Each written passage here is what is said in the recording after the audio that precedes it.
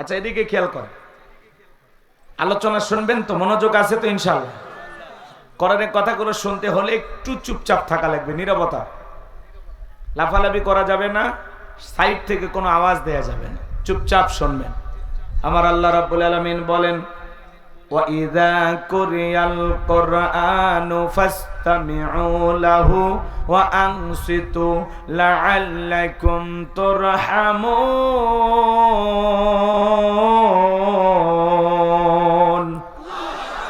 সূরা আরাফ আয়াত নাম্বার 204। আমার আল্লাহ রাব্বুল আলামিন জানিয়ে দিলেন, তোমাদের সামনে যখন কোরআন পাঠ করা হয়, কোরআনের আলোচনা করা হয়, চুপ করে কান লাগিয়ে মনোযোগ সহকারে কোরআনের কথাগুলো শ্রবণ করো। যারা চুপচাপ কোরআনুল কারীমের কথাগুলো শ্রবণ করবে, আমার আল্লাহ রাব্বুল আলামিন আসমান থেকে তাদের উপরে আল্লাহর রহমত বৃষ্টির মতো নাজিল করবেন। বলুন সুবহানাল্লাহ। এই জায়গায় আল্লাহর রহমত নাজিল হইতেছে, আপনাদের বিশ্বাস আছে না নাই? তাহলে চুপচাপ কোরআনের কথাগুলো শুনতে হবে। শুনলে কার লাভ? ওয়াযাক্কির ফাইন্না যিকরা তানফাউল মুমিনিন। সূরা জারিয়ার 55 নম্বর আয়াত। আল্লাহ তাআলা ডেকে বলেন, যারা আমার মুমিন বান্দা, তাদের সামনে যখন কোরআন দেওয়াজ করা হয়, কোরআন থেকে বয়ান দেওয়া হয়, এই কথাগুলো শোনার পরে আমার মুমিন বান্দাদের উপকারে আসবে। বলুন সুবহানাল্লাহ। আমি কথা বলবো আল্লাহর কোরআন থেকে। সূরাটির নাম হলো সূরা মুলক। বলেন কি নাম? মুলক। মুলক মানে কি? সার্বভৌমত্ব, কর্তৃত্ব, রাজত্ব, পাওয়ার, ক্ষমতা কার হাতে? আরো আসতে বলেন, কার হাতে? মোট আয়াত আছে 30টি, রুকু আছে 2টি। বিশ্বনবীর মক্কার জিন্দেগিতে আল্লাহ তাআলা এই সূরাটি নাজিল করেছেন। কোরআনুল কারীমের 66 নাম্বার সূরা, 29 নাম্বার পারার প্রথম সূরা। মনে থাকবে তো ইনশাআল্লাহ? সূরার নাম কি বললাম? একটু জোরে বলেন। আমি করব ওয়াজ, আপনারা দেবেন আওয়াজ, জবাব দিবেন ঠিক ঠিক, আলোচনা হবে কমপ্লিট। শ্রোতাদের স্পিরিটে বারে বক্তার হিট, আলোচনা হবে জায়গা মতো ফিট। আগে বলতাম কিছু আজ প্যান্ডেলে, কিছু আজ অ্যাঙ্গেলে, এখন আর অ্যাঙ্গেলে না, যা বলবো সব ডাইরেক্ট। অ্যাঙ্গেলে বলার দিন শেষ, ডাইরেক্ট বলার বাংলাদেশ। কথা বলেন ঠিক কি না? হ্যাঁ, আওয়াজ দিলে পুরুষের মতো দেবেন, লিল্লাহে তাকবীর। আজকে বাংলাদেশে এক নতুন ইতিহাস হলো, আপনারা দেখেন নাই? মার্চ ফর গাজা এই শিরোনামে বাংলাদেশের দল মত নির্বিশেষে সকল মানুষ একত্রিত হয়ে আজকে ঢাকার বুকে নতুন এক ইতিহাস সৃষ্টি হয়েছে। কথা বলেন ঠিক কিনা? পুরো পৃথিবী তাকিয়ে দেখেছে, বাংলাদেশের প্রত্যেকটা মুসলমানের কলিজায় এক একটা ফিলিস্তিন বসবাস করে। কথা বলেন ঠিক কিনা? ফিলিস্তিনের মাজলুম মুসলমানদেরকে আমরা যে কতটা ভালোবাসি, এটা পুরো পৃথিবী দেখেছে। ঢাকার সৌরদী উদ্যানে এমন এক নতুন ইতিহাস হয়েছে, দল মত নির্বিশেষে ডক্টর মিজানুর রহমান আজারি ভাই, শাইখুল হাদিস আল্লামা মামুনুল হক, রিজাউল করিম আবরার, শাইখ আহমদুল্লাহ, আব্দুল হাই মোহাম্মদ সাইফুল্লাহ, জাতীয় মসজিদের সম্মানিত খতিব মুফতি আব্দুল মালিক হাফিজাহুল্লাহ সহ অসংখ্য ওলামায়ে কেরাম, দল মত নির্বিশেষে, বিএনপির ভাইয়েরা, জামাতের ভাইয়েরা, হেফাজতের ভাইয়েরা, চরমনায়ের ভাইয়েরা, খেলাফতে মজলিসের ভাইয়েরা, দল মত নির্বিশেষে, ছাত্র আন্দোলনের ভাইয়েরা, হাসনাত আব্দুল্লাহ সহ দল মত নির্বিশেষে সবাই একত্রিত হয়ে স্লোগান দিয়েছেন, ফ্রি ফ্রি আল আকসা। আল্লাহু আকবার বলেন। Free free free free free free Palestine. আল্লাহু আকবার বলেন। ফ্রি ফ্রি আল আকসা, ফ্রি ফ্রি প্যালেস্টাইন, এই স্লোগানে মুখরিত ছিল ময়দান। লিল্লাহে তাকবীর। মাজলুম মুসলমানদের পক্ষে দাঁড়াইতে আজকে ঢাকা শহরে কয়েক লক্ষ মানুষ একত্রিত হয়েছিল। এটা হলো মুসলমান হয়ে আর এক মুসলমানের প্রতি ভালোবাসার বহির প্রকাশ। কথা বলেন ঠিক কিনা? ফিলিস্তিনি মুসলমানদের রক্ত ঝরে, এই রক্ত শুধু তাদের না, মনে হয় ওই রক্ত আমার কলিজা থেকে ঝরতেছে। কথা বলেন ঠিক কিনা? পৃথিবীবাসী দেখুক, পুরো পৃথিবী তাকায় দেখতেছে যে বাংলাদেশে এক টুকরো ফিলিস্তিন। কথা বলেন না? রাগ করতেছেন আমার কথা? এক টুকরো ফিলিস্তিন বাংলাদেশে। সোশ্যাল মিডিয়া জুড়ে ভাইরাল, সবাই দেখেছেন। এমন দৃশ্য ঢাকাবাসী আর কোনোদিন দেখেনি। আল্লাহু আকবার বলেন। মাজলুম মুসলমানদের পক্ষে এবং মাজলুম মুসলমানদের পাশে দাঁড়াইতে আমরা বাংলাদেশ থেকে যে প্রতিবাদ জানিয়েছি, যে বিক্ষোভ, যে মিছিল হয়েছে, যে গণজামায়াত হয়েছে, এইরকম প্রতিবাদ পৃথিবীবাসী দেখেনি, বাংলাদেশ কোনোদিন দেখেনি। আল্লাহু আকবার বল। পুরো এক বাংলাদেশ এক মঞ্চে, কথা বলেন না কেন? এটা হলো কি? মাজলুম মুসলমানদের প্রতি আমাদের দরদ, আমাদের ভালোবাসা, আমাদের আবেগের বহির প্রকাশ। কথা বলেন ঠিক কিনা? এদেশের মানুষ ফিলিস্তিনি মুসলমানদের কেমন মহব্বত করে ভালোবাসে। পাশেই যদি আমাদের দেশটা হইতো, এদেশের কোটি কোটি মানুষ যুদ্ধে অংশগ্রহণ করত। কথা বলেন ঠিক কিনা? এই জন্য সবাই স্লোগান দিতেছে যে আমাদেরকে যাওয়ার জন্য অনুমতি দেওয়া হোক। কথা বলেন না কেন? এই দেশের মানুষ যে কতটা মহব্বত করে। মসজিদুল আকসা মুসলমানদের প্রথম কেবলা। কথা বলেন ঠিক কিনা? এটা জালেমেরা আজকে মুসলমানদেরকে যাইতে দেয় না। গাজাতে, রাফাতে মুসলমানদের লক্ষ লক্ষ মুসলমানদেরকে তারা হত্যা করেছে। এই ইহুদিরা হলো পৃথিবীর সবচাইতে নিকৃষ্ট একটা জাতি। কথা বলেন ঠিক কিনা? যাদের অন্তরে কোনো মায়া দয়া নাই। মুসলমানের সবচাইতে বড় দুশমন হলো ইহুদির বাচ্চারা। কথা বলেন ঠিক কিনা? সম্মানিত ভাইরা আমার, প্রতিবাদ থাকবে তো ইনশাআল্লাহ। এভাবে আমাদের প্রতিবাদ অব্যাহত থাকবে, আমাদের দরদ ভালোবাসা অব্যাহত থাকবে। আমরা প্রয়োজনে জিহাদ করব, যুদ্ধে অংশগ্রহণ করব। মাজলুম মুসলমানদের পক্ষে, মাজলুম মানবতার পক্ষে আমরা ছিলাম, আছি, থাকবো। কারা কারা দুই হাত তুলে বলেন ইনশাআল্লাহ। একটা তাকবীর দেন। লিল্লাহি তাকবীর, লিল্লাহি তাকবীর। দুনিয়ার মুসলিম, সারা বিশ্বের মুসলিম, লিল্লাহি তাকবীর। তাহলে সূরার নাম কি বললাম? মনে থাকবে তো ইনশাআল্লাহ। জবান ছেড়ে সবাই একটু মহব্বতে আমার সঙ্গে তেলাওয়াত করুন। আউযু বিল্লাহি মিনাশ শাইতানির রাজীম। বিসমিল্লাহির রাহমানির রহিম। বিতাড়িত মোরদাদ শয়তানের কাছ থেকে আল্লাহ পাকের কাছে আশ্রয় প্রার্থনা চাচ্ছি।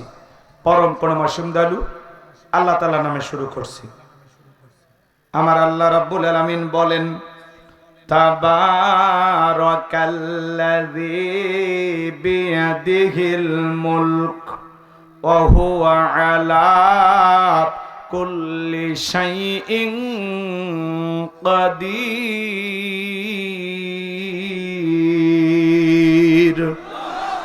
মহামান্বিত সেই সত্তা যার হাতে সর্বময় কর্তৃত্ব, রাজত্ব, পাওয়ার ক্ষমতা। তিনি হলেন সব বিষয়ের উপরে ক্ষমতাবান। বলুন আল্লাহু আকবার। কষ্ট হচ্ছে আপনাদের? সূরা মুলুক দুইটি আয়াতে কারিমা তেলাওয়াত করেছি। এক নাম্বার আয়াতের আলোচনা গরম, দুই নাম্বার আয়াতের আলোচনা একটু নরম। বেশি গরম করে ছেড়ে দিলে অঘটন ঘটতে পারে। কথা কয় না কেন? অঘটন ঘটনের মানুষ থাকে না। আজকে মার্চ ফর গাজা এই অনুষ্ঠানে সেনাবাহিনীর হাতে একজন ব্যক্তি বোমা সহ গ্রেফতার হয়েছে। চিন্তা করেন, কিছু অসাধু কুচক্রী মহল, কিছু ষড়যন্ত্রকারী সব সময় একটা সুন্দর আয়োজনকে বানচাল করে দেওয়ার জন্য ষড়যন্ত্র করে। এদের ষড়যন্ত্র চলমান থাকে। কথা বলেন ঠিক কিনা? আমার সেনাবাহিনী ভাইদেরকে আমরা ধন্যবাদ জানাই। বোমা সহ সেই যুবককে গ্রেফতার করা হয়েছে। আমরা বলতে চাই, এই যুবককে রিমান্ডে নি কারা পাঠিয়েছে, এর পিছনে এদের গডফাদার কারা, কার ইশারায় এই বোমা সহ এই মার্চ ফর গাজার এই অনুষ্ঠানে বিশাল মিছিলে পরিকল্পনা করে কারা বোমা নিক্ষেপ করতে চায়, আমরা সেই সমস্ত মানুষের মুখোশ জাতির সামনে উন্মোচন করে দিতে চাই। কথা বলেন ঠিক কিনা?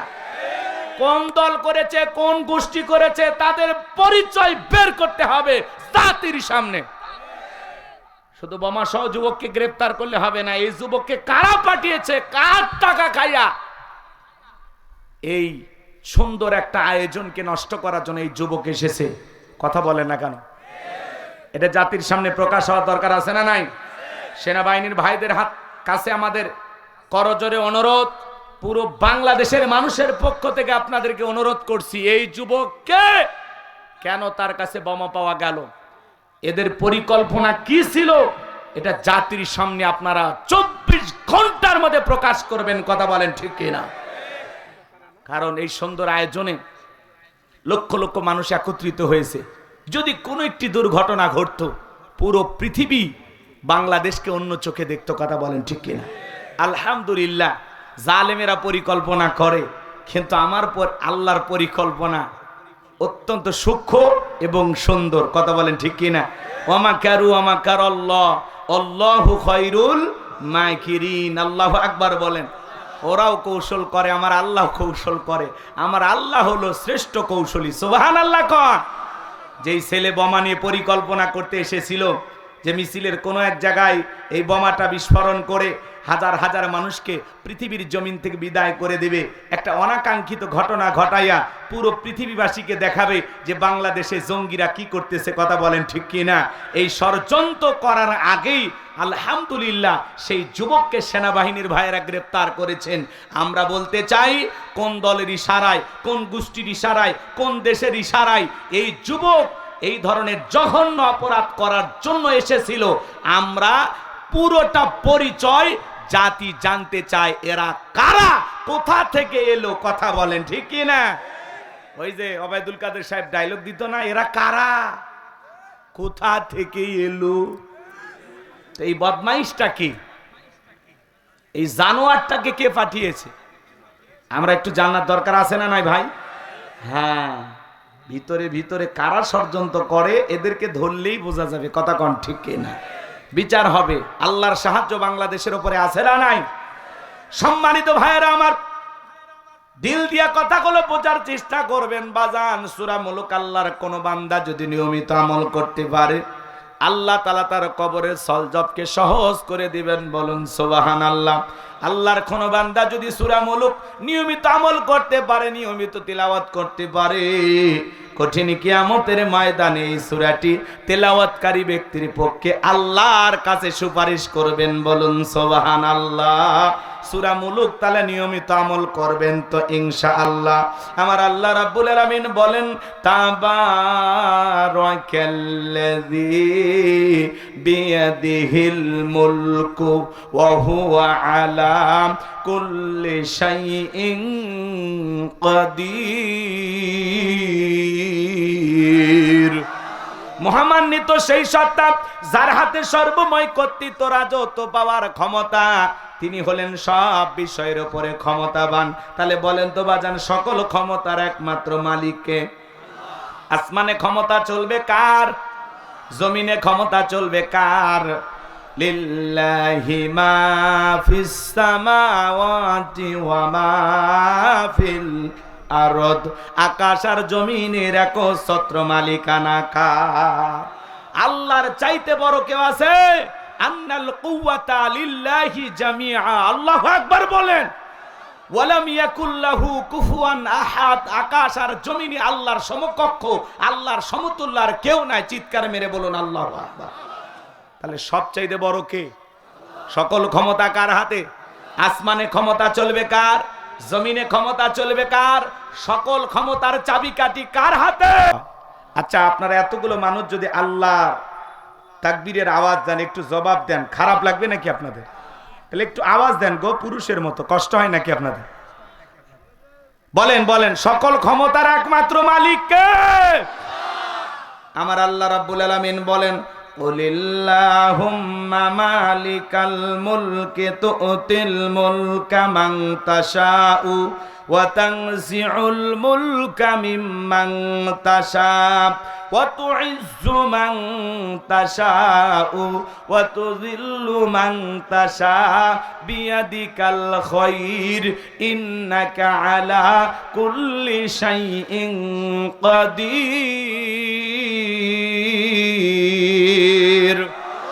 সূরা আলে ইমরান আয়াত নাম্বার 26। আমার আল্লাহ রাব্বুল আলামিন জানিয়ে দিলেন, রাজত্ব দেওয়ার মালিক আমি আল্লাহ, ক্ষমতার চেয়ারে বসানোর মালিক কে? কাউকে ক্ষমতার চেয়ারে বসাইলে যে সম্মান দেওয়া হলো এমনটা নয়। ক্ষমতার সম্মান দুইটা ভিন্ন জিনিস। অনেক মানুষকে ক্ষমতার চেয়ারে বসাইয়া আল্লাহ জুতার বাড়ি খাওয়াইয়া বিদায় করছে। কথা বলেন ঠিক কিনা? এই পৃথিবীর জমিনে তাকায় দেখেন না, শ্রীলঙ্কার দিকে যারা জনগণের উপরে জুলুম করেছে, অত্যাচার করেছিল, জনগণের জানমালের নিরাপত্তা দিতে পারে নাই, জনগণ বাগে পাইয়া নেতাকে কাপড় খুলে ক্ষমতার চেয়ার থেকে নামাইছিল। কথা বলেন ঠিক কিনা? ভাগ্যিস ভালো সেদিন হাফ প্যান্ট পরা ছিল, তাছাড়া পুরোটাই জাতি দেখতো। কথা কন। ক্ষমতার চেয়ারে বসাইয়া অনেক মানুষকে আল্লাহ জুতার বাড়ি খাওয়াইয়া বিদায় করছে। কথা কন। বুশকে জুতার বাড়ি খাওয়াইছে কে? নমরুদকে জুতার বাড়ি খাওয়াইছে কে? শ্রীলঙ্কার প্রেসিডেন্ট বাড়াবাড়ি করেছিল। এজন্য ক্ষমতা পাইলে লাভ দেওয়া যাবে না। ক্ষমতা আল্লাহর দেয়া নিয়ামত আর জনগণের দেয়া আমানত। নিয়ামত পাওয়ার পরে শুকরিয়া আদায় করা লাগে, আর আমানতের দায়িত্ব সঠিকভাবে পালন করা লাগে। জনগণের আমানত জনগণকে বুঝিয়ে দিতে হয়। ক্ষমতাকে বাপদাদার পৈতৃক সম্পত্তি মনে করলে হবে না। এজন্য চেয়ার পাইলেই লাভ দেওয়া যাবে না, কারণ ওই চেয়ারে বসাই যিনি, আবার চেয়ার থেকে বেয়াদবি করলে নামায়া দেও তিনি। আল্লাহ স্পষ্ট বলতেছেন, রাজত্ব দেওয়ার মালিক আমি আল্লাহ, রাজত্ব কেড়ে নেওয়ার মালিক আমি আল্লাহ। ওয়াতু ইজ্জু মান তাশা ওয়াতু যিল্লু মান তাশা, সম্মান দেওয়ার মালিক আমি আল্লাহ, লাঞ্ছিত করার মালিক আমি আল্লাহ। বিয়াদিকাল খায়র, সকল কল্যাণের চাবিকাঠি আমি আল্লাহর হাতে। ইন্নাকা আলা কুল্লি শাইইন কাদির, আর তিনি হলেন সব বিষয়ের উপরে ক্ষমতাবান, তিনি সর্বশক্তিমান। বলেন আল্লাহু আকবার। আর একটু জোরে বলেন আল্লাহু আকবার। কষ্ট হয়। পুরো পৃথিবীর ক্ষমতা আল্লাহ তাআলা 4 জন মানুষকে দিয়েছিল। জোরে বলেন। আরে ভাই, পুরো পৃথিবীর ক্ষমতা দূরের কথা, ছোটখাটো পাতি নেতার গ্রামে এলাকায় থাকা যায় না। ছোট্ট একটা দেশের প্রধানমন্ত্রী, তার লাফালাফি দেখলে অবাক হয়ে যায় জাতির মানুষ। কথা বলেন না কেন? হ্যাঁ, ক্ষমতার চেয়ারে বসে অনেকে বাড়াবাড়ি করে না, জুলুম করে না, মানুষের রক্ত নিয়ে খেলা করে কিনা বলেন? আজও পৃথিবীর জমিনে তাকায় দেখেন তো, অধিকাংশ দেশগুলোর নেতাই জালেম। কথা বলেন না কেন? ফিলিস্তিনি জমিনে মুসলমানের রক্ত নিয়ে খেলা করে নেতানিয়াহু। ও ফিরাউনের ইতিহাস ভুলে গেছে, নমরুদের ইতিহাস ভুলে গেছে। মনে রাখবেন, নেতানিয়াহুকে বলতে চাই, এই মুসলমানদের রক্ত নিয়ে খেলা করতেছো, সাবধান হয়ে যাও, সাবধান হয়ে যাও। নমরুদের জায়গা হয় নাই, ফিরাউনের জায়গা হয় নাই, আবু জেলের জায়গা হয় নাই। তুমি তাদের উত্তরসূরি, মুসলমানের রক্ত নিয়ে খেলা করতেছো। এই পৃথিবীর মানচিত্রে নেতানিয়াহুর জায়গা হবে না, হবে না, হবে না। আল্লাহ এদেরকে ধ্বংস করে দেবে। কথা বলেন না কেন? আজও কাশ্মীরে মুসলমানের রক্ত নিয়ে খেলা করে, আজও চীনের উইঘুরে মুসলমানের রক্ত নিয়ে খেলা করা হয়।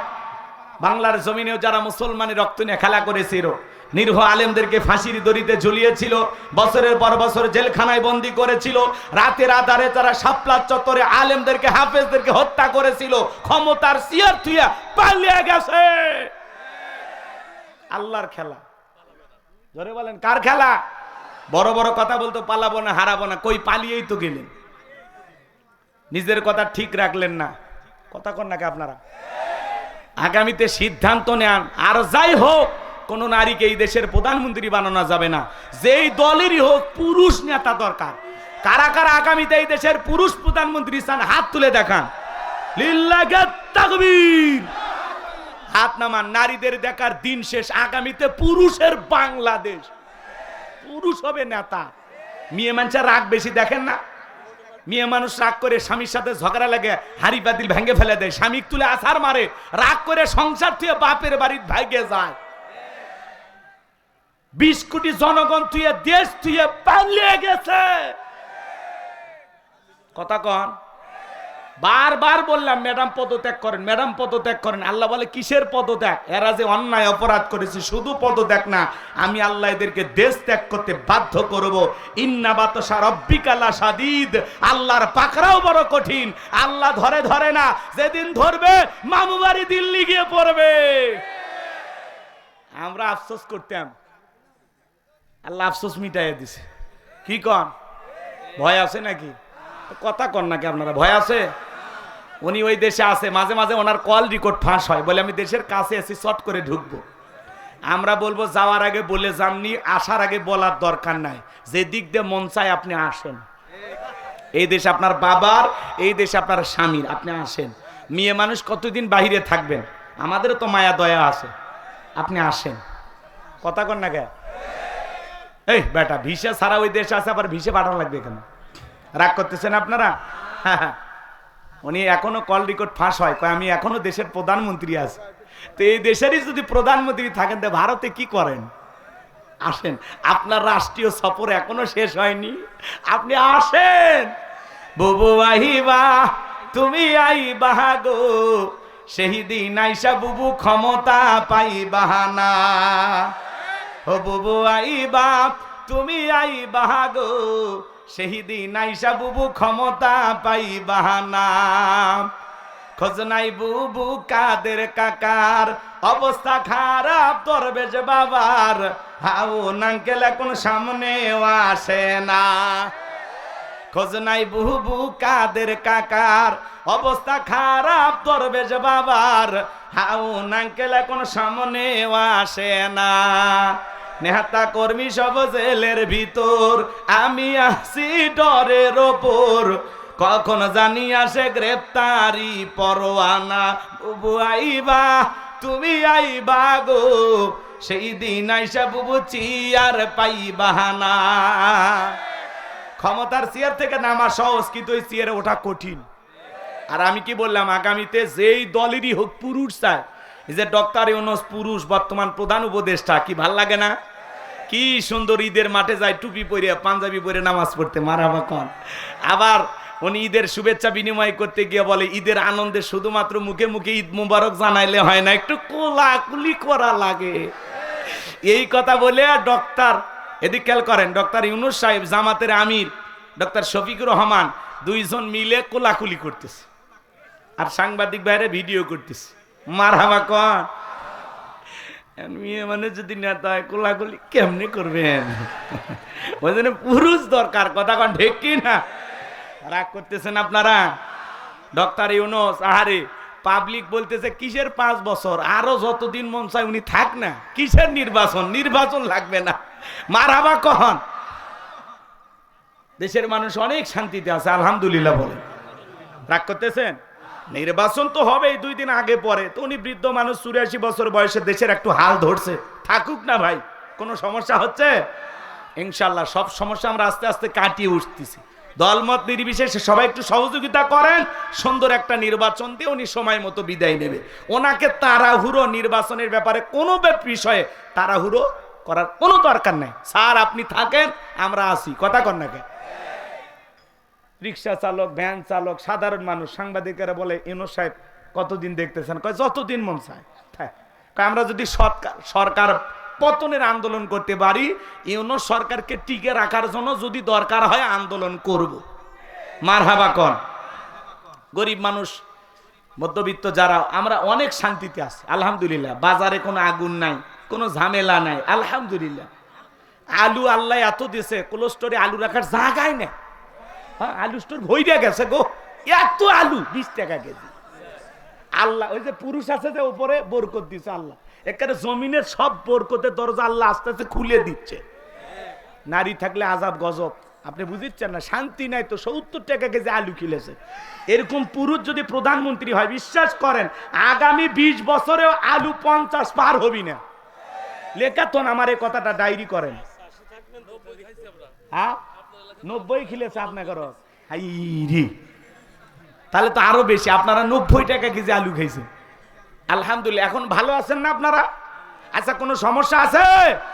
টুকিটাকি জায়গায় সমস্যা হচ্ছে, চুরি ডাকাতি ছিনতাই ওটা একটু সমস্যা হচ্ছে, এগুলো হচ্ছে পরিকল্পনা।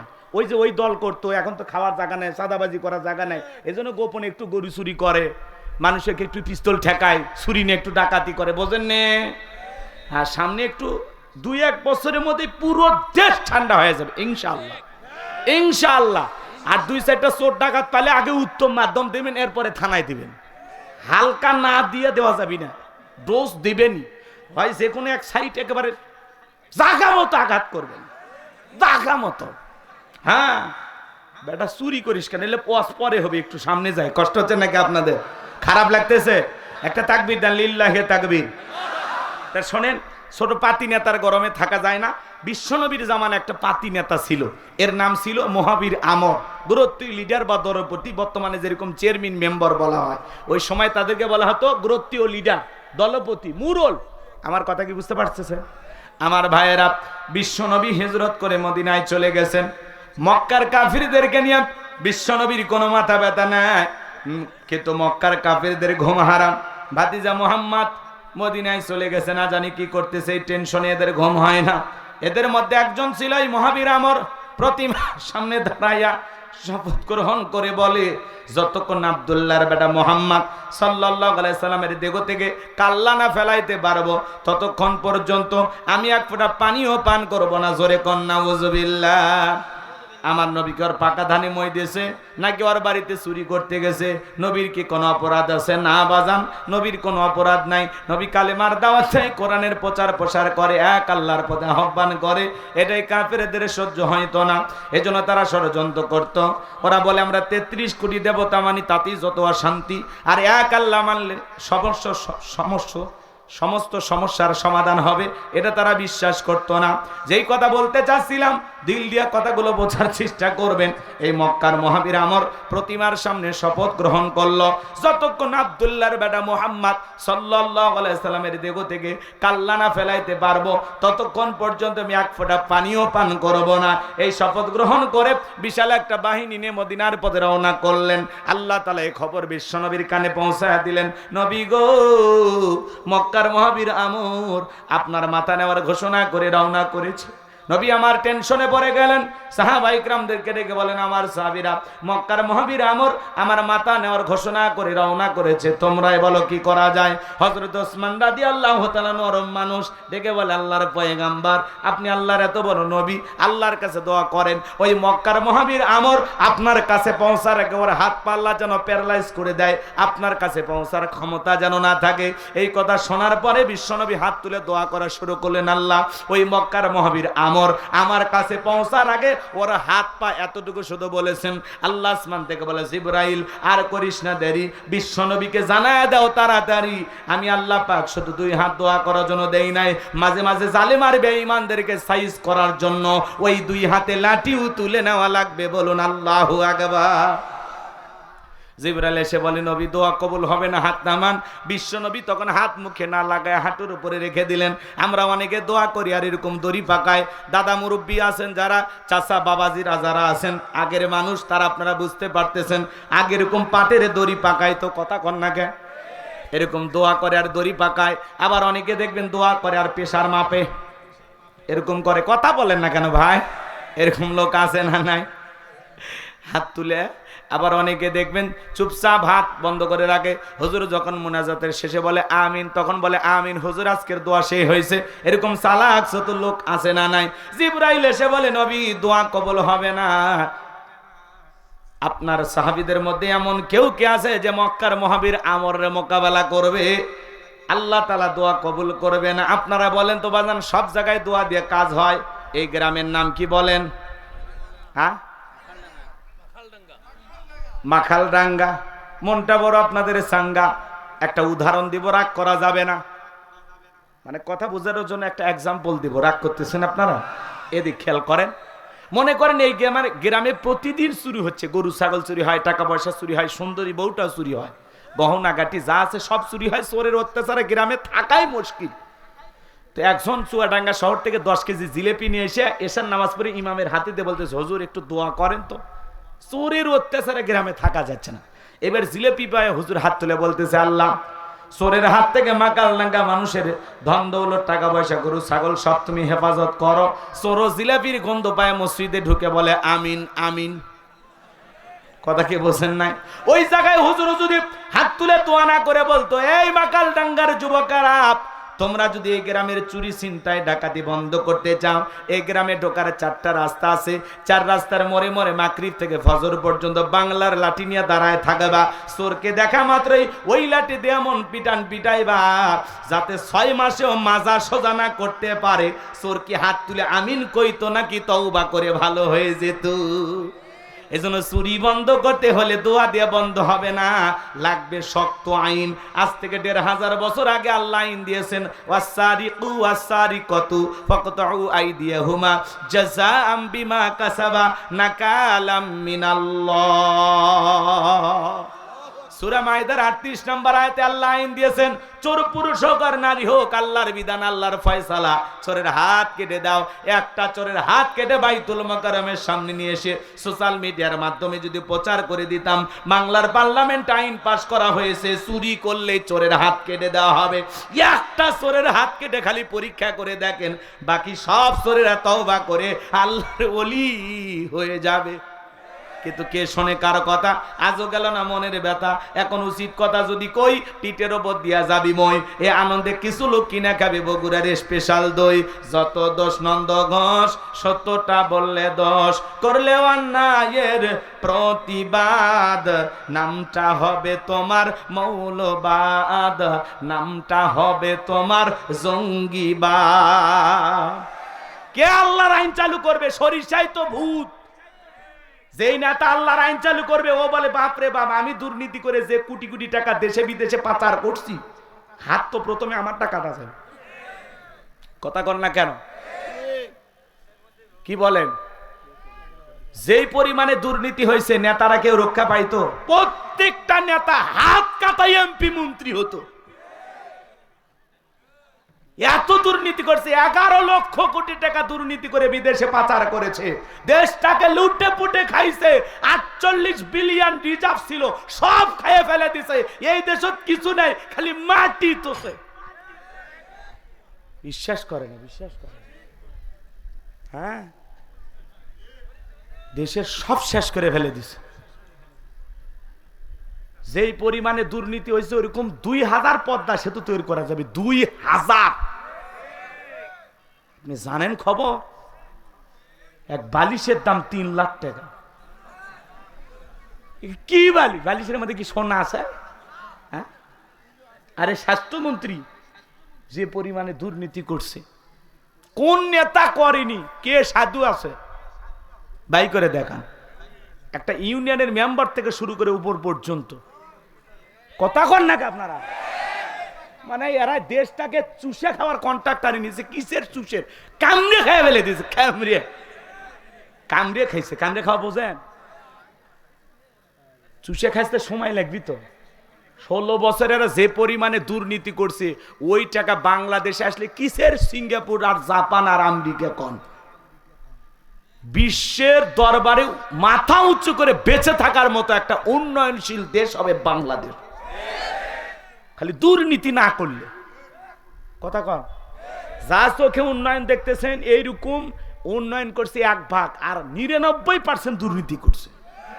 রাগ করতেছেন আপনারা? এজন্য আল্লাহর আইন চালু না করা পর্যন্ত সমাজে শান্তি আসবে না। ওই লন্ডন আমেরিকার আইন দিয়ে আর ভারতের বাণী পড়া দিয়ে চুরি দুর্নীতি বন্ধ করতে পারবেন না। এই 56,000 বর্গ মাইলে মানুষের তৈরি করা তন্ত্র মন্ত্র দিয়া শান্তি প্রতিষ্ঠিত হবে না। এই জমিনে যদি শান্তি প্রতিষ্ঠিত করতে চান, আল্লাহর আইন চালু করতে হবে। কথা বলেন ঠিক না? অনেকে বলতেছে 1500 বছরের আইন, এগুলো চলবে না, এগুলো ব্যাকডেট। আমরা বলি এই বেটা, ব্যাকডেট না আপডেট, খালি একটা টেস্ট কর। কথা কন না? খালি টেস্ট করে দেখেন। এই যে এনো সরকার আছে না, উনিও চাইলে একটা টেস্ট করে দেখতে পারে। রাগ করতেছেন? আল্লাহর আইন চালু হবেই। যেভাবে ওলামা ইকরাম ঐক্যবদ্ধ হয়েছে, দলমত নির্বিশেষে সকল ইসলামী আন্দোলনের কর্মীরা ঐক্যবদ্ধ হয়েছে, যে সুন্দর বাংলাদেশ আমরা দেখতে পাচ্ছি, পুরো বাংলাদেশ যেভাবে এক কাতারে এক মঞ্চে দাঁড়িয়ে যাচ্ছে, আগামীর বাংলাদেশ কোরআনের বাংলাদেশ, আগামীর বাংলাদেশ ইসলামের বাংলাদেশ। আজ হোক কাল হোক, বাংলাদেশে আল্লাহর আইন চালু হবে হবে ইনশাআল্লাহ। কারা কারা দেখতে চান? 2 হাত তুলে দেখান। লিল্লাহে তাকবীর। এই জমিনে আল্লাহর আইন চালু হোক, আপনারা সবাই চান তো ইনশাআল্লাহ? কারা চায় না? যারা বোতল খাওয়ার অভ্যাস আছে। কথা কয় না কে? পতিতালয়ে যায় অভ্যাস আছে, নাইট ক্লাবে যায়, নাটক সিনেমা দেখে, অশ্লীল কাজ কাম করে, এই সমস্ত মানুষ কখনো চাইবে না এই জমিন ইসলাম প্রতিষ্ঠিত হোক। কারণ তাহলে হোটেলে নারীও পাওয়া যাবে না, মদের বোতলও পাওয়া যাবে না। ওদের বোতল খাওয়া হবে না। এই জন্য ইসলাম প্রতিষ্ঠিত হোক, ওই সমস্ত নামধারী মার্কা মুনাফিক মার্কা মুসলমান ওরা এই জমিন ইসলাম চায় না। কথা বলেন ঠিক কিনা? সম্মানিত ভাইয়েরা আমার, দিল দিয়ে কথাগুলো বোঝার চেষ্টা করবেন। এজন্য চুরি বন্ধ করতে হলে লাগবে কার আইন? আর একটু জোরে বলেন, কার আইন? লম্বা হবে, লম্বা করব না। জিবরাইল এসে বলে নবী দোয়া কবুল হবে না, হাত নামায়া নেন। বিশ্বনবী হাত নামায়া নিলেন। জিবরাইল বলে নবী সাহাবায়ে কেরামদের মধ্যে ঘোষণা করেন, আপনার সাহাবীদের মধ্যে এমন কেউ কে আছে যে মক্কার মহাবীর আমরের মোকাবেলা করবে? নবী এই কথা শোনার পরে সাহাবায়ে কেরামদেরকে ডেকে বলেন, ও আমার সাহাবীরা, আল্লাহ তাআলা দোয়া কবুল করে নাই, তোমাদের মধ্যে এমন কেউ কে আছো যে মক্কার মহাবীর আমরের মোকাবেলা করবা? নবীর কোন সাহাবী দাঁড়ায় না, হযরত আলী দাঁড়িয়ে গেলেন। বলুন আল্লাহু আকবার। নবী আমার ডেকে বলে, আলী তুমি ছোট মানুষ, না বুঝে কেন দাঁড়াইছো? তুমি কি জানো ওই মক্কার মহাবীর আমর এক বেলা খাবার খাই 21 কেজি 3.5 মণ ওজনে তরবারি যুদ্ধ করে, এত বড় বীরের সামনে তুমি কেমনে যাইবা? তুমি বসে পড়ো। হযরত আলী বসে বললেন। নবীজি দ্বিতীয়বার বললেন, আবারও হযরত আলী দাঁড়িয়ে গেলেন। নবীজি তৃতীয়বার বললেন, আবারও হযরত আলী দাঁড়িয়ে গেছেন। নবী আমার ডেকে বলে, আলী আয় আয় আমার বুকের ভিতরে আয়। এই কথা বলে বিশ্ব নবী হযরত আলীকে বুকের সঙ্গে জড়ায় নিলেন আর ডেকে বলে, আলী এত বড় বীরের সামনে যাইতে চাস, তোর জানে কি মায়া দয়া নাই? তোর অন্তরে কি ভয় লাগে না? হযরত আলী ডেকে বলে, নবী গো, আমার ভিতরের ঈমান বলতেছে ওই মক্কার মহাবীর আমর আপনার চেহারা দেখার আগে ওরে আমি জমিন থেকে বিদায় করে দেব। বলুন আল্লাহু আকবার। ঈমানের একটা পাওয়ার স্পিরিট থাকা দরকার আছে না নাই? নবী আমার ডেকে বলে, আলী খালি হাতে দোয়া করলে হবে না। ওসমান তোমার বাড়ি থেকে তরবারি আছে। হযরত ওসমান রাদিয়াল্লাহু তাআলা বলেন, আমার বাড়িতে তরবারি আছে 27 ইঞ্চি লম্বা। নবী ডেকে বলে, যাও তরবারিটা নিয়ে আসো। এখন তো তরবারি কথা শুনলে বলবে জঙ্গি। আসলে বাংলাদেশে কোনো জঙ্গি নাই, ওরা জঙ্গির নাটক তৈরি করতো। কথা বলেন ঠিক কিনা? আমার ভাইয়েরা গভীর মনোযোগ দিয়ে কথাগুলো শোনেন। হযরত ওসমান তরবারি নিয়ে আসলেন। বিশ্ব নবী হযরত ওসমানের দেয়া তরবারি হযরত আলীর হাতে তরবারিটা ধরায়া দিলেন। হযরত আলী তরবারি পায়ে মারছে দৌড়। দৌড়াইতে দৌড়াইতে দৌড়াইতে দৌড়াইতে আমরের মুখোমুখি হয়ে গেছে। আমর দেখা মাত্র ডেকে বলে, কি রে পিচ্চি আলী, তুই কেন আমার সামনে? হযরত আলী বলতেছে, পিচ্চি না কি পরে বুঝাইতেছি। কথা আছে ছোট মরিচের ঝাল বেশি, জোরে কন মারহাবা। হযরত আলী তরবারি দিয়ে দাগ টানতেছেন, দাগ টানা টানা বোঝেন একটা দোয়া পড়তেছেন। এই দোয়া পরে যদি বাড়ির চতুর্দিকে ফু দিতে পারেন, বড় বড় দুর্ঘটনার হাত থেকে আল্লাহ আপনার পরিবারকে হেফাজত করবেন। বলুন আল্লাহু আকবার। হযরত আলী এবার দাগ টানতেছেন। বাজান গো আমার, দাগটা টানা যখন শেষ হয়ে গেল, দাগটা টানার পরে দাগ বাগটা টানার পরে তরবারটা উঁচু করে বলতেছে, এই মক্কার মহাবীর আমর, তোর যদি সাহস থাকে দাগটা পার হয়ে দেখা, জোরে কোন মারহাবা। তরবারিটা উঁচু করে কি বলতেছে? এই মক্কার মহাবীর আমর, তোর যদি সাহস থাকে দাগটা পার হয়ে দেখা, বাপের বেটা হয়ে থাকলে আয়, এ আয় আয়, খেলা হবে, আয়। আল্লাহু আকবার বলেন। বাড়িতে ঢুকছে চোর, বাড়িওয়ালা ল্যাংরা, দুইটা পায় না, কিছু না হোক চোর ঢুকছে এটা টের পায়, যদি খালি মুখ দিয়ে একটা আওয়াজ দেয়, কেরে, চোর থাকবি না, ভাগে দৌড় মারবি। একটা আওয়াজে অনেক কিছু, কথা কন ঠিক কিনা? তো মুসলমানের যখন লিল্লাহে তাকবীর আল্লাহু আকবার দিয়া ময়দানে নামে পড়বে, যখনই স্লোগান দেবে লিল্লাহে তাকবীর আল্লাহু আকবার, বাতিলেরা লঙ্গি পরার টাইম পাবে না। কথা আওয়াজে অনেক কিছু। পুরো বাংলাদেশ কেঁপে উঠছে, ঢাকা শহর কেঁপে উঠছে, বাংলাদেশের রাজধানী কেঁপে উঠছে। আল্লাহু আকবার। রাগ করেন, চলেন সামনের দিকে যায়। হযরত আলী বলতেছে, এই মক্কার মহাবীর আমর কাফেরের বেটা, তোর যদি সাহস থাকে দাগটা পার হয়ে দেখা, আয় আয়। হযরত আলী আর আমর বাজা বাজা ভাব। পুরো ঘটনাটাই কি আপনারা শুনবেন? কারা কারা শুনতে মনে চায় দুই হাত তুলে আল্লাহকে দেখান, লিল্লাহে তাকবীর, লিল্লাহি তাকবীর। হাত নামান বাজান। আমার আল্লাহ রাব্বুল আলামিন বলেন, তাবারাকাল্লাযী বিয়াদিহিল মুলকু ওয়া হুয়া আলা কুল্লি শাইইন কাদির। মহামান্বিত সেই সত্তা যার হাতে সর্বময় কর্তৃত্ব, রাজত্ব পাওয়ার ক্ষমতা। তিনি হলেন সব বিষয়ের উপরে ক্ষমতাবান। পুরো পৃথিবীর ক্ষমতা আল্লাহ তাআলা 4 জন মানুষকে দিয়েছিলেন। জোরে বলেন কয়জন? এর মধ্যে দুইজন ইমানদার আর দুইজন হলো কাফের। ইমানদারের দুইজনের মধ্যে একজন ছিলেন পয়গম্বর, নাম হলো সুলাইমান। সুলাইমান আলাইহিস সালামকে আল্লাহ রাব্বুল আলামিন পুরো পৃথিবীর রাজত্ব বাদশাহী দান করেছিলেন। আল্লাহর নবী সুলাইমান আলাইহিস সালাম পিপিলিকার ভাষা পর্যন্ত বুঝতেন, আকাশে উড়ে যাওয়া পাখিদের ভাষা বুঝতেন। নবী সুলাইমানকে আল্লাহ তাআলা এমন বিশাল রাজত্ব দান করেছিলেন, একটা তক্তের সিংহাসন দান করেছিলেন। ওই সিংহাসনে উঠে বাতাসকে অর্ডার করা মাত্রই যেখানে পয়গম্বর যাওয়ার ইচ্ছা পোষণ করতেন, সেই তক্তের সিংহাসন বাতাসের সাহায্যে উড়াইয়া উড়াইয়া পয়গম্বরকে সেই জায়গায় নিয়ে যাইতেন। বলুন সুবহানাল্লাহ। এখন জাহাজে গাড়ি হাওয়ায় চলে, ওগো কলেরই বিধান, একদিন বিনা কলে হাওয়ায় চলত নবী সুলাইমান, মোরা সেই মুসলমান, জোরে বলেন মারহাবা। নবী সুলাইমানের বিশাল ইতিহাস, বিশাল ঘটনা যদি বলতে যাই 2-3 ঘন্টা আলোচনা করে শেষ হবে না। ওই দিকে যাওয়ার সুযোগ আজকে আর হবে না বাজান। তাহলে 1 নাম্বার, নবী সুলাইমান আলাইহিস সালামকে আল্লাহ তাআলা পুরো পৃথিবীর রাজত্ব বাদশাহী দান করেছিলেন। আর 2 নাম্বার, বাদশা জুলকারনাইনকে আল্লাহ তাআলা পুরো পৃথিবীর রাজত্ব বাদশাহী দান করেছিলেন। সূর্য উদয় হতে সূর্য অস্তগামী পর্যন্ত, পূর্ব থেকে পশ্চিম পর্যন্ত পুরোটা পৃথিবীর ক্ষমতা আল্লাহ তাআলা বাদশা জুলকারনাইনকে দিয়েছিলেন। এই পৃথিবীর ভূখণ্ডে 1 নয় 2 নয় 1600 বছর পর্যন্ত হায়াত আল্লাহ তাকে দান করেছিলেন। বলুন সুবহানাল্লাহ। আপনারা এজুজ মাজুজের ঘটনা শুনেছেন। এজুজ মাজুজের জন্য যে বিশাল একটা প্রাচীর নির্মাণ করে দিয়েছিলেন যেই বাদশা, সেই বাদশার নাম বাদশা জুলকারনাইন। জোরে বলেন মারহাবা। এগুলো লম্বা ইতিহাস, লম্বা ঘটনা, 2-3 রাত আলোচনা করলে শেষ হবে না। ওই দিকে যাওয়ার সুযোগ না, আমার একটা টার্গেট আছে, সেই জায়গা আমাকে যেতে হবে। তাহলে 1 নাম্বার নবী সুলাইমান, যাকে আল্লাহ পুরো পৃথিবীর ক্ষমতা দিয়েছিলেন। আর 2 নাম্বার হলো বাদশা জুলকারনাইন, যিনি ছিলেন ইমানদার, যাকে আল্লাহ তাআলা পুরো পৃথিবীর ক্ষমতা দিয়েছিলেন। আর 2 জন কাফিরকে আল্লাহ তাআলা পুরো পৃথিবীর রাজত্ব বাদশাহী দান করেছিলেন। এর মধ্যে একজন জালেম বাদশা, যেই বাদশার নাম বাদশা বখতেনাসর। আল্লাহ তাআলা সেই জামানা একজন তার পয়গম্বর পাঠিয়েছিলেন, সেই নবীর নাম হলো দানিয়াল। আল্লাহ নবী দানিয়াল আলাইহিস সালাম তার বনি ইসরাইল উম্মতদেরকে একত্রিত করে সুন্দর করে ডেকে ডেকে আল্লাহর পথে দাওয়াত দিতে লাগলেন। আমার আল্লাহ রাব্বুল আলামিন বলেন, ইয়া বানি ইসরাঈল যাকুরু নি'মাতি আল্লাতী আন'আমতু আলাইকুম ওয়া আন্নী ফাদ্দালতুকুম আলাল আলামিন।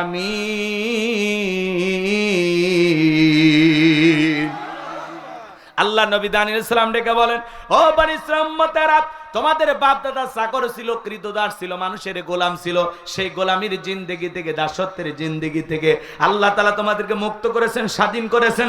বিদায় দাম্ভিকতা করো না, অহংকার করো না, এক আল্লাহর ইবাদত করো। গাছের পূজা করো না, মাছের পূজা করো না, চন্দ্রের পূজা করো না, সূর্যের পূজা করো না, অহংকার করো না, এখনো সময় আছে, আল্লাহর ইবাদত করো। উম্মতেরা ডেকে বলে, পয়গম্বর, পুরান দিনের গল্প শোনায় লাভ নাই, বাপ দাদা কি করেছিল আমরা জানতে চাই না। আমাদের বাপ দাদা চাকর থাকতে পারে, কিন্তু আমরা তো চাকর না, আমরা স্বাধীন, আমার মুক্ত, টাকা পয়সা সম্পদ কোনো কিছুর অভাব নাই। বিদায় এক আল্লাহকে মানার সুযোগ নাই। আল্লাহর পয়গম্বর দাওয়াত দিলেন, কোনো মতেই তারা দাওয়াত গ্রহণ করলেন না। লম্বা ঘটনা সংক্ষিপ্ত করে একটু বলে দেওয়া যায়। আল্লাহ নবী দিনে দাওয়াত দেয়, সকালে দাওয়াত দেয়, সন্ধ্যায় দাওয়াত দেয়, কোনো মতেই যখন তারা দাওয়াত গ্রহণ করলেন না, বনি ইসরাঈল উম্মতরা ছিল ঠেটা, তারা ছিল, কথা কি বুঝতে পারতেছেন, খুব বেশি চালাক। নবী যদি বলতো আযাব আসবে, বলবে আগে আযাব নিয়ে আসেন, এইরকম চালাক চতুর ছিল তারা। আল্লাহর নবী দানিয়াল ডেকে বলে, ও উম্মতরা শুনে নাও, জেনে নাও, কোন জাতির মানুষ, কোন কওমের মানুষ যদি দাম্ভিকতা করে, অহংকার করে, ক্ষুধাতুরী হয়ে যায়, আল্লাহ তাআলা ওই জাতিকে সাইজ করার জন্য 2 ধরনের আযাব আর গজব পাঠায়। 1 নাম্বার হলো আসমান জমিনের গজব আর আযাব দিয়ে আল্লাহ তাদেরকে ধ্বংস করে দেয়, আর না হয় তাদের ভাগ্যে জালেম শাসক পাঠায়া দেয়। দেশের জনগণ হবে যেমন, দেশের নেতাও হবে তেমন। নবী দানিয়ালের দাওয়াত তারা গ্রহণ করল না। তখন আল্লাহ রাব্বুল আলামিন ওই বনি ইসরায়েলের জাতির উপরে, ওই কওমের উপরে বাদশা বক্তে নাসরকে পাঠায় দিলেন। বাদশা বক্তে নাসর যখন ক্ষমতার চেয়ারে বসলেন, হাজার হাজার নিরপরাধ মানুষকে জেলখানায় বন্দি করতে লাগলো। শুধু তাই নয়, আল্লাহর নবী দাউদ আলাইহিস সালামকে জেলখানায় বন্দি করলো। আল্লাহর নবী যদি জেলখানায় যায়, বলেন তো বাজান, আজও পৃথিবীর জমিনে যারা নায়েবে রাসূলের ভূমিকা পালন করবে, কোরআন হাদিসের হক কথা বলবে, আলেম ওলামা যারা মাঝে মাঝে নবীদের এই সুন্নতগুলো আমল করার জন্য আলেমদেরকেও জেলখানায় যাওয়া লাগতে পারে, কথা বলেন ঠিক কি না? আর আলেমেরা যদি জেলখানায় যায়, মানুষের সম্মান কমে না বাড়ে? আলেমদেরকে মানুষ কলিজাতে মোহাব্বত করে, ওরা হিংসা করে মুফতি আমিন হামজাকে জেলে ঢুকিয়েছিল, আল্লামা মামুনুল হককে জেলখানায় ঢুকিয়েছিল।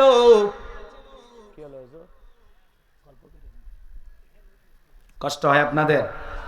তাতে বলেন তো বাজান, মুফতি আমির হামজা ভাইয়ের সম্মান কমেছে না বেড়েছে? যত আলেম ওলামা জেলখানায় বন্দী হয়েছেন,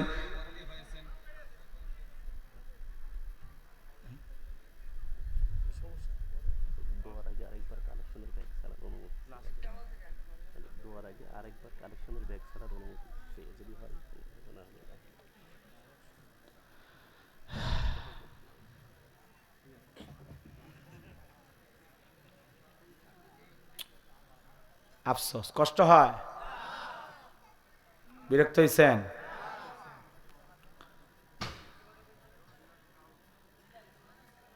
আলোচনা কি খারাপ লাগতেছে? চলবে তো নাকি বলেন? ভয় পাচ্ছেন আপনারা? কোনো কথায় বিরক্ত হচ্ছেন? কষ্ট হচ্ছে না তো? তাহলে একটু মন খারাপ করেন না, অনেক দূর থেকে আসছে কিছু কথা বলার জন্য, নাকি বলেন? একটু অপেক্ষা করেন, শেষের দিকে কিছু মেসেজ পাবেন ইনশাআল্লাহ। বিরক্ত হয়েছেন? এজন্য এগুলো স্লিপ টিলিপ দেওয়া লাগবে না। ওনারা যে কথা বলতেছেন সেই কথা আসলে ঠিক না, কারণ আমি একবারই করি, বারবার যে জিনিসগুলো বলতেছেন ঠিক না। এগুলো দাওয়াত দেওয়ার আগে চিন্তা ভাবনা করা লাগে বা এগুলো ঘরেই বলা উচিত। আপনাদের এত কিছু আপনারা দ্বিতীয় বক্তা দিয়ে করতেন, ঠিক না? মন মানসিকতা নষ্ট হয়ে যায়। কি বাজান, দোয়া করব? চলবে, কিছুক্ষণ চলবে তো ইনশাআল্লাহ। আমার দিকে তাকান, আমার দিকে তাকান। লিল্লাহে তাকবীর। আমার ভাইয়েরা, দিল দিয়া কথাগুলো বোঝার চেষ্টা করবেন বাজান। তাহলে নায়েবে রাসূলের ভূমিকা যারা পালন করবে, মাঝে মাঝে জালেমেরা টার্গেট করে তাদেরকেও জেলখানায় বন্দি করবে। কিন্তু চোর ডাকাত জেলখানায় গেলে মানুষ ঘৃণা করে, ধর্ষক জেলখানায় গেলে মানুষ ঘৃণা করে। কিন্তু কোন আলেম যদি জেলখানায় যায়, মানুষ কলিজা থেকে তাদের জন্য দোয়া করে। হেরে যাবে ওদের হিংসা, জিতে যাবে আমাদের ভালোবাসা। ওরা এই জাতির সামনে আলেমদেরকে লাঞ্ছিত করতে চেয়েছিল, আল্লাহ পুরো পৃথিবীর সামনে ওদেরকে লাঞ্ছিত করেছে, কথা বলেন ঠিক কিনা? যারা আলেমদের হাতে হাত করা পড়িয়েছিল, আলেমদেরকে মিথ্যা মামলা হামলা দিয়ে জেলখানায় বন্দী করেছিল, আজকে ক্ষমতার চেয়ার থেকে ওরা পালিয়ে বেড়াইতেছে, কথা কোন ঠিক কিনা? এমন একটা অবস্থা করেছিল, দাড়ি টুপি দেখলেই, কথা কন না কেন? সন্ত্রাস, চাঁদাবাজ, দুর্নীতিবাজ, চোর ডাকাত এরা বুকের বোতাম খুলে ঘুরতো। আর 4-5 জন হুজুর আলেম এক জায়গায় হলে বলে এরা গোপন মিটিং করতেছে, এদেরকে ধরো। রমজান মাসে মসজিদে 15-20 জন এক জায়গায় হয়ে একটু বৈঠক করতেছে, 17 জনকে রমজান মাসে ধরে নিয়ে গেল। কি অপরাধ? কথা বলেন, কি অপরাধ? কোন অপরাধ নাই। এজন্য মনে রাখবেন, যারা আলেমদেরকে লাঞ্ছিত করতে চেয়েছিল, মুফতি আমির হামজা ভাই, আল্লামা মামুনুল হক, যত ওলামা ইকরাম জেলখানায় বন্দী হয়েছিল, এই যে পিচ্চি বক্তা রফিকুল ইসলাম মাদানি, টানিয়ে হেসরি নিয়ে গেছে, এরকম মাথা এরকম মারতিসার নিয়ে গেছে, হাতে পায়ে ডান্ডা বাড়ি, মাথায় হেলমেট, এমন অবস্থায় তাদেরকে আদালতে নিয়ে আসে, হাজিরা দেওয়া হতো। মনে হয় পৃথিবীর সবচেয়ে বড় সন্ত্রাসী হাজিরা দিতে আসছে, আর ওদেরকে হাসতে হাসতে নিয়ে আসে, কথা কন না কেন? জামাই আদরে রাখছেন, কারণ টাকা আছে, যে টাকার বস্তা এদিক সেদিক খরচ করে, তো কথা কন না কে? আপনারা রাগ করতেছেন মনে হয়। আমার ভাইয়েরা, এই জন্য হুজুরেরা যদি জেলখানা যায়, আলেমেরা যদি জেলখানা যায়, যুগে যুগে ষড়যন্ত্র ছিল, আজও থাকবে। আলেমদেরকে মিথ্যা অপবাদ দিয়া, মিথ্যা মামলা দিয়ে ধর্ষণের আসামি বানায়া যারা জেলখানায় পাঠায়, মনে রাখবেন আল্লামা সাইদি হুজুরকে পর্যন্ত ওরা ধর্ষণের আসামি বানাইছিল। কথা বলেন না কেন? আমার মতো ছাতা পাতা হুজুরের কি দাম আছে বাজান? সাইদি হুজুর যদি ধর্ষণের মামলা খায়, 50 বছর তাফসীর করার পরেও আজও পৃথিবীর জমিনে যারা আলেমদের বিরুদ্ধে মিথ্যা ধর্ষণের অপবাদ দেয়, তহমত দেয়, মনে রাখবেন বাজান বাংলাদেশের কোনো আলেম ধর্ষণকারী হতে পারে না। কথা বলেন না কেন? আল্লামা সাইদি 300 নারীকে ধর্ষণ করছে। একটু জোরে কর না, নাউজুবিল্লাহ। তো এক নারীকে আদালতে নিয়ে এসে সাক্ষী দেওয়া হচ্ছে, এ হুজুর ধর্ষণ করছে। বলে হ্যাঁ। তো কয় আপনার জন্ম কত সালে? কয় 75 সালে। জন্ম 1975 সালে আর ধর্ষণ হয়েছে 1971 সালে। স্বপ্নেও সম্ভব? কথা কন না কে? এর চাইতে বড় মিথ্যা কথা হতে পারে? অন্ধ ব্যক্তিকে দিয়েছিল গাড়ি পোড়ানোর মামলা, সুপ্রিম কোর্টে হাজিরা দিতে গেছিল অন্ধ ব্যক্তি। অন্ধ মানুষ গাড়িতে আগুন লাগায়, ওই গাড়ি বাড়ি কিছু বোঝায়? এই যে শয়তান পর্যন্ত এলে দেখে চিন্তা করে যে এর চাইতে বড় মিথ্যাবাদী আর কে হতে পারেন? এরা তো আমাকেও ফেল করছে। কথা কন, কথা কন। গায়েবী মামলা, ঘুম আসতে ধরিয়া টানিয়ে নিয়ে যায় জেলখানা, ঘুম ভেঙে দেখে ওরে জেলখানা, মানে গায়েবী মামলা। কথা কন না কেন? এরকম আছে না নাই?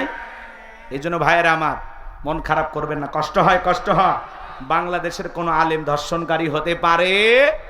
আমার ভাইয়েরা দিল দিয়ে কথাগুলো বোঝার চেষ্টা করবেন। আল্লাহর নবী দানিয়েল আলাইহিস সালাম জেলখানায়, 1 নয় 2 নয়, তার 70,000 উম্মতকে জেলখানায় বন্দী করা হয়েছে। আল্লাহর নবী দানিয়েল ডেকে বলে, ও আমার উম্মতেরা, কই গেল তোমাদের আরাম আয়েশের জীবন? কই গেল ভালো থাকার দিন? এই দিনের ভয় তো আমি তোমাদেরকে দেখাইতেছিলাম, এখনো সময় আছে, পরিবর্তন হয়ে যাও। কিন্তু তোমরা তো আমার কথা শুনলে না। সেই জালেম শাসক ঠিকই তো আমাদের ঘাড়ে চেপে বসলো।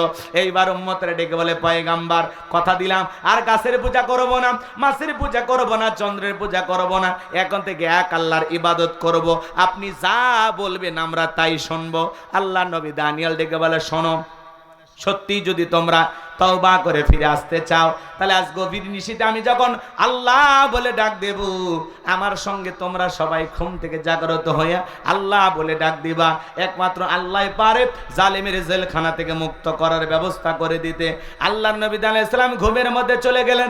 রাত 12টার পরে পয়গাম্বার যখন আল্লাহ বলে ডাক দিয়েছেন, পয়গাম্বারের 70,000 উম্মত আল্লাহ বলে ডাক দিয়েছেন। সবাই একটু ভালোবেসে ডাক দেন আল্লাহ, আর একটু জোরে ডাক দেন আল্লাহ। একটু দরদ ভরা কণ্ঠ নিয়ে, মোহাব্বত আর আবেগ ভালোবাসা নিয়ে ডাক দেন আল্লাহ, আল্লাহ, আল্লাহু আকবার। এই যে আমরা আমাদের মালিককে ডাকলাম, মালিক খুশি না বেজা? আমার ভাইয়েরা, আল্লাহ ডাকার মধ্যে কি যে মোহাব্বত, কি যে দরদ, কি যে ভালোবাসা। ডাকলে মনে হয় পুরো বুকের ভিতরটা ভরে যায়, কোনো জায়গার ফাঁকা থাকে না। আল্লাহু আকবার বেশি বেশি বলবেন।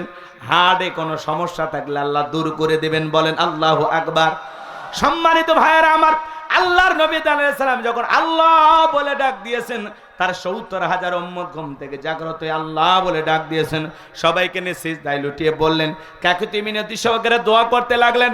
আল্লাহর নবী আলাইহিস সালাম দোয়া করেন আর ডেকে বলেন, আল্লাহ আমার উম্মতেরা ভুল করেছে, অন্যায় করেছে, তারা নিজেদের ভুল বুঝতে পেরেছে, আল্লাহ আপনি আমার উম্মতদেরকে মাফ করে দেন। পয়গাম্বার কাকুতি মিনতি সহকারে চোখের পানি ছেড়ে দিয়ে যখন কান্না করতে লাগলেন, আল্লাহর কাছে দোয়া করতেছেন, আমার আল্লাহ ডেকে বলে, পয়গাম্বার আর কান্না করতে হবে না, আমি আল্লাহ দোয়া মঞ্জুর করে নিলাম, অসিরে জালিমের জেলখানা থেকে মুক্ত করার ব্যবস্থাও করে দেব, বলেন আল্লাহু আকবার। আল্লাহর নবী দানিয়েল আলাইহিস সালামের দোয়া মঞ্জুর হয়ে গেল।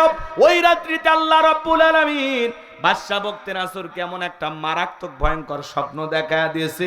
স্বপ্ন দেখে জালেম বাদশা ঘুম থেকে চিৎকার মারা উঠছে। আশেপাশে নিরাপত্তা কর্মী যারা আছে ওরা দূর থেকে দৌড়ে আসছে, আসে বলেন, এত এত জোরে চিৎকার মারলেন, ব্যাপারটা কি? বলে, চেহারা দেখে বোঝো না, আমি মারাত্মক একটা স্বপ্ন দেখেছি। এই দেশের যত স্বপ্নের তাবির কারক আছে, স্বপ্নের ব্যাখ্যা বলতে পারে, সবাইকে আমার দরবারে নিয়ে আসো। এইবার সবাইকে দরবারে নিয়ে আসা হলো। পরের দিন সকালবেলা বাদশা বক্তে নাসর যখন স্বপ্নের কথা বলতে যাবে, ওই মুহূর্তে আল্লাহ রাব্বুল আলামিন সমস্ত স্বপ্নের কথাগুলো নিয়ে যায় আল্লাহর নবী দানিয়েল আলাইহিস সালামের মাথার মেমোরিতে সেভ করলেন। বলুন সুবহানাল্লাহ। আরেকটু জোরে বলেন না সুবহানাল্লাহ। সম্মানিত ভাইয়েরা আমার, হে যুবকেরা, একটা মোবাইলে যা আছে শেয়ারের মাধ্যমে আর একটা মোবাইলে পার করা সম্ভব কিনা?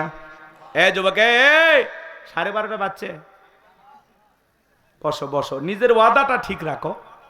আমিও তো যাব 5-6 কিলোমিটার, 2-1 কিলোমিটার দূরে রেখে বইয়ের কথা তোমার মনে হয়, আর আমার বউ 200 কিলোমিটারের উপরে আছে, আমার কি মন চায় না বাড়িতে যাইতে? তো একা রেখে যান না, একটু শান্তি নিয়ে যান। অস্থির হয়েছেন কি আপনারা? এ বাদামালা, এই ভাই বসো, এই ছোট ভাই বসো, তুমি একটু শোনো। লিল্লাহে তাকবীর, দিল দিয়ে কথাগুলো বোঝার চেষ্টা করবেন। এইবার বাদশা বখতিয়ানূর যখন স্বপ্নের কথা বলতে যাবেন, গতকাল রাত্রে কি যেন স্বপ্ন দেখলাম, আর বলতে পারে না, স্বপ্নের কথা ভুলিয়ে দিলেন তিনি কে। এইবার বাদশা মুহূর্তের মধ্যে ডায়লগ পরিবর্তন করে, দেখে বলে, শোনো, গতকাল রাত্রে স্বপ্নে কি দেখেছি, স্বপ্নের কথাও তোমাদেরকে বলতে হবে, স্বপ্নের ব্যাখ্যাও তোমাদেরকে বলতে হবে। জনগণ ডেকে বলে, বাদশায় তো পাগলামি কথা, স্বপ্ন দেখেছেন আপনি, আমরা কিভাবে বলবো? বাদশার স্বপ্নের কথা দেশের জনগণকে জানে। কথা বলেন, একটু কথা বলেন। বাদশার স্বপ্নের কথা দূরের কথা, আপনারা স্বামী স্ত্রী এক খাটে ঘুমান নাকি আলাদা? বলে, হুজুর গরিব হতে পারি, আলু ভর্তা দিয়ে ভাত খাই, কিন্তু বউকে কোলে নিয়ে ঘুমাই। কথা কোন ঠিক কিনা? আমার ভাইরা, গরিবের ঘরে সুখ আছে, শান্তি আছে, বড় লোক টাকাওয়ালা, দামি বিছানা আছে, কোটি টাকার খাট আছে, বিল্ডিং আমারত আছে, কিন্তু জীবনে শান্তি নাই। স্বামী স্ত্রীর মধ্যে দাও করেলে সম্পর্ক, বউ আলাদা রুমে ঘুমায়, স্বামী আলাদা রুমে ঘুমায়। কথা কম। কিন্তু গরিবের ঘরও একটা অভিমান খুব বেশি নাই, ডাল ভাত খায়, কিন্তু সুখ আছে, শান্তি আছে, আরামের ঘুম আছে। আর ধনী 4টা ট্যাবলেট খায়, ওরা 2টার দিকে ভেলটায় চোখ বাইর করে। কথা কর না কে? ঘুম কার দেয়া নিয়ম? আল্লাহ। গরিবের খাওয়ার রুচি আছে, কেনার টাকা নেই, ধনীর কেনার টাকা আছে, খাওয়ার রুচি নেই। আহা, আল্লাহর কি খেলা! আল্লাহু আকবার বলে। আমার ভাইরা, দিল দিয়া কথাগুলো বোঝার চেষ্টা করবেন।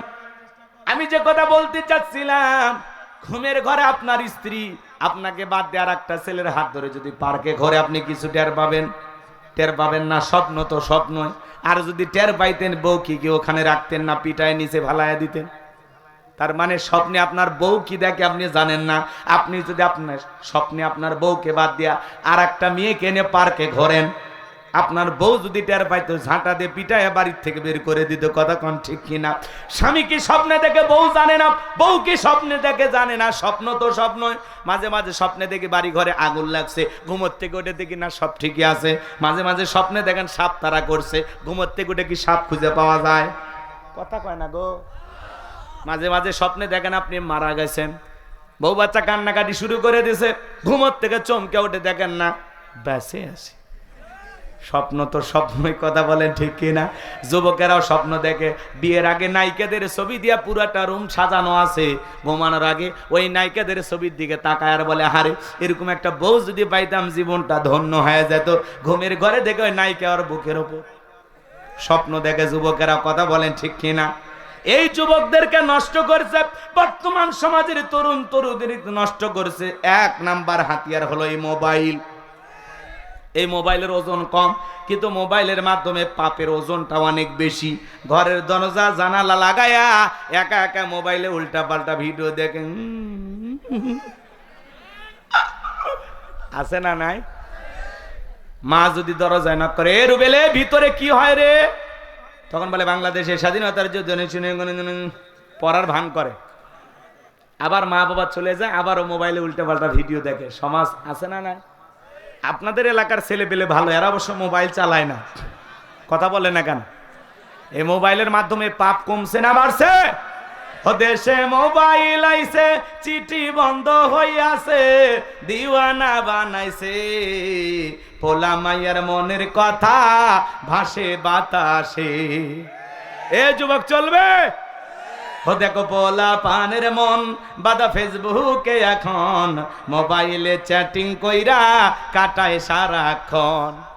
এই মোবাইল পাইয়া দেখো মদনের মাইয়া, এই মোবাইল পাইয়া দেখো মদনের মাইয়া কি কাণ্ড ঘটাইছে, স্বামী সংসার রাইখা নাকি পলাইয়া গেছে, সে যে স্বামী সন্তান রাইখা নাকি পালাইয়া গেছে। 2 বাচ্চার মা 4 বাচ্চার মা পরকীয়া প্রেম করিয়া স্বামী রাইখা আরেকটা পুরুষের হাত ধরে পালিয়ে যায়, এরকম নারী আছে না? না, যে নারী সন্তান রেখে স্বামী রেখে আর একটা পর পুরুষের হাত ধরে পালিয়ে যায়, ওটা নারী না, ওটা বিশ্বাসঘাতক নারী, ওটা নারী জাতির কলঙ্ক। কলঙ্ক। কেমনে পারো মা, ও বোন, কেমনে পারো স্বামী রেখা সন্তান রেখা আর একটা পর পুরুষের হাত ধরতে? কেমনে পারো? ও নারী, তুমি তো বহুরূপী। আকাশের রং ধনু যেরকম মুহূর্তে মুহূর্তে রং বদলায়, নারীদের মন এরকম বদলায়। ও যে কারে ভালোবাসে ও নিজেও জানে না। এ কথা কন নাকি আপনারা? বাড়ি সে টাঙ্গাইলে চলে আসছে চুয়াডাঙ্গা, বলতেছে মা তুমি এই গ্রামে, কয় এই গ্রামের বলটু কি করছে? বলে মোবাইলে প্রেম করেছে। আর কি করেছে? বলে আমরা স্বামী স্ত্রীর মতো হোটেলে ছিলাম। আর কি? বলে বলতে পারবো না। তো এখন কি হয়েছে? কি তোমার আগে বিয়ে হয়নি? বলে হয়েছে। আগের স্বামীকে ডিভোর্স দিয়েছি, 2টা বাচ্চা আছে, মার কাছে রেখে আসছে। আরে আমাকে বিবাহের স্বপ্ন দেখাইছিল, আগের স্বামীর চেয়ে মন ভালো। তো মন ভালোতে তালা মারছে কে? এ কথা কয় না কে? তো বলতেছে এখন তুমি কি চাও? বলে আমাকে যদি বিবাহ করে ভালো, না হলে আমি আত্মহত্যা করে মারা যাব। তো মরে যাওয়াই উচিত। হ্যাঁ, স্বামী থাকতে সন্তান থাকতে আর একটা পর পুরুষের দিকে নজর দিয়েছ, ভালোবাসার টানে টাঙ্গাইল থেকে চুয়াডাঙ্গায় আসছো। তোর মতো নারী, এটা নারী না, এটা নির্লজ্জ, বেহায়া, অসভ্য, শয়তানের বোন। কিসের ভালোবাসা রে তো? হাজিল মিয়ে কোথাকা, ফাউল মিয়ে কোথাকার কথা বলে। এই ভালোবাসা স্বামীরে দেখাইলে সংসারটা ভালো টিকতো। তুমি স্বামী আছে এর পরে পরকীয়া প্রেম করো, কথা কন নাকি আপনারা? রাগ করতেছেন আপনারা? মা বোনেরা নিজেদের দাম এতটা সস্তা করছে, আহারে আফসোস আফসোস। ও মা, তুমি না খাদিজা ফাতেমার উত্তরসূরি মা? ও মা, তোমাদের পেট থেকে নবী রাসূলেরা দুনিয়ার জমিনে আসছে মা, তোমাদের অনেক দাম, তোমাদের মর্যাদা সম্মান অনেক উঁচুতে মা। ও মা, তোর পায়ের নিচে জান্নাত মা। নিজেকে এতটা সস্তা বানায় না। একটা পুরুষের নরম নরম কথা শুনে ভুলে যাইও না, ভুলে যাইও না। বিবাহের আগে কোন ধরনের অবৈধ কোন সম্পর্ক করা যাবে না, যাবে না। কথা কন নাকি আপনারা? 20 বছর বয়স হয়নি, বাড়িতে এসে আব্বা উত্তর পাড়া লাখি কি আমি কথা দিয়েছি, রাজি থাকলে 1 চাপুন, না হলে 2 চাপুন। পিতা মাতা রাজি হয় না, পালিয়ে যা বিয়ে করে, এরকম ছেলে মেয়ে আছে না? না, এই ছেলে তোমাকে বলছি, পিতা মাতার অবাধ্য হয়ে বিয়ে করেছো, জীবনকে ধ্বংস করেছো। তোর ভালোবাসা টিকবে না, 3 মাস পরে জানালা ভাঙ্গে ভালোবাসা পালিয়ে যাবে, জীবনটা জাহান্নাম হয়ে যাবে।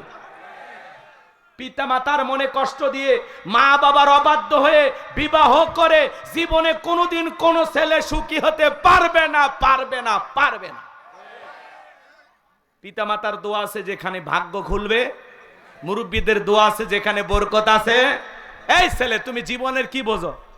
তোমার মা বাবার বাস্তব অভিজ্ঞতা আছে, তারা দীর্ঘদিন সংসার করতেছে, কোন পরিবারে কেমন ফ্যামিলিতে কেমন মেয়ের সাথে বিয়ে দিলে তোমার জীবনটা ভালো চলবে, এটা মা বাবা অনেক ভালো বোঝে।